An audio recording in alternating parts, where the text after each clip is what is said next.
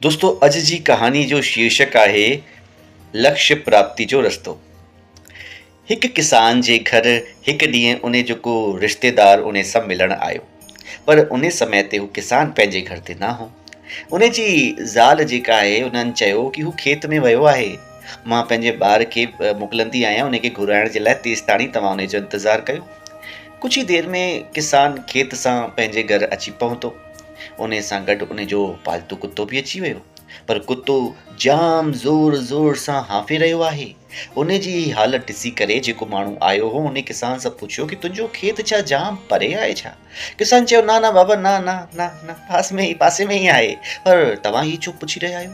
उन माण्हू चयो कि मूंखे ॾिसी करे ॾाढो ई आश्चर्य थी रहियो आहे कि तूं ऐं तुंहिंजो कुतो ॿई गॾु में आया आहियो, पर तुंहिंजे चेहरे ते त थकान बिल्कुल भी कान्हे, पर तुंहिंजो कुतो जाम ज़ोरी ज़ोरी हांफे रहियो आहे।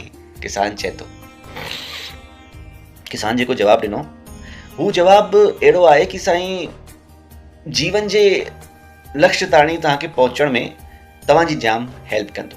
किसान जवाबु थो ॾे कि हा, मां ऐं मुंहिंजो कुतो हिकु ई रास्ते सां खेत सां घर में आया आहियूं ऐं खेत बि को जाम परे कान्हे। मां थकियल कान आहियां, कुतो थकी वियो आहे। कारण इहो आहे कि मां सिधे रस्ते ते हली करे घर ते आयो आहियां, पर मुंहिंजो कुतो पंहिंजी आदत सां मजबूर आहे।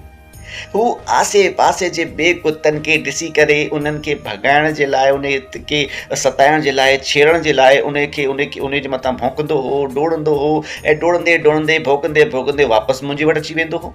पोइ वरी सां उनखे ॿियो को कुतो नज़र ईंदो, वरी सां डोड़ंदो हो, वरी सां भौंकंदो हो। उन जे पुठियां दौड़ी दौड़ी करे जाम पाण खे थकाए छॾियो ऐं उन स्टाइल सां, पंहिंजी आदत सां ई इहो जेको डोड़ण जो ऐं भौंकण जो कमु सॼे रस्ते में जारी रहियो, इन करे हू थकी पियो आहे।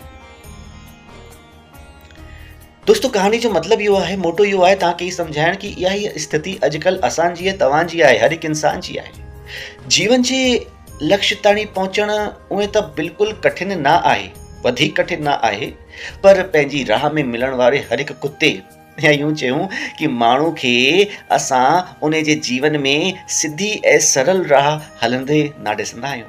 हर को इंसान पंहिंजे टारगेट सां, लक्ष्य सां भटकी रहियो आहे ऐं इहो भटकाव ई इंसान खे थकाए रहियो आहे। इहा ई भटकाव, इहा ई थकावट लक्ष्य प्राप्ति जी राह में सभिनी खां वॾी बाधा आहे। तव्हांजी ऊर्जा खे बि रास्ते में मिलण वारा कुता बर्बाद कंदा आहिनि छा? तव्हां बि भौंकंदा आहियो, डोड़ींदा आहियो, उन जे लाइ पंहिंजो मथो सूर कंदा आहियो, पंहिंजो वक़्तु ॾींदा आहियो। मां चवां थो, पंहिंजो ॿिए कंहिंजे प्रॉब्लम्स जे, ॿिए कंहिंजी ईर्ष्या ते, ॿिए कंहिंजी चुगली ते, ॿिए कंहिंजी ॻाल्हियुनि ते बि तव्हां